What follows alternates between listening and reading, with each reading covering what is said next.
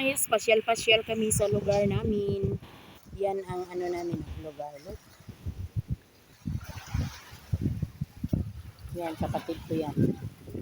Itong lugar namin, ang ano namin.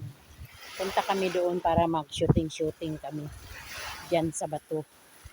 Yan. Ito ang ano, resulta ng bagyong Tino. Sira talaga oh. Sira ang baybay namin.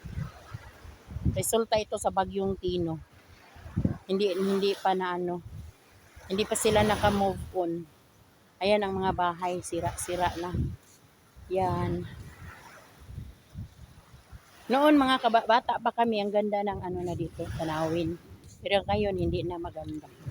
Share ko lang sa inyo kasi ano eh, para makita nyo. Yan.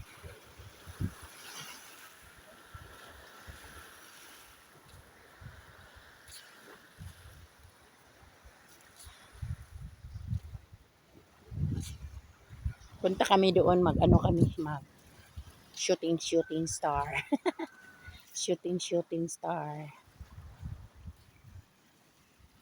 Noon kasi yan ang ano, para hindi aabot dito ang dagat, pero ngayon ano na oh. Punta na talaga dito.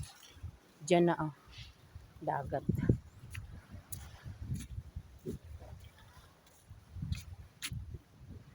Yun lang. Thank you for watching. And God bless ating lahat.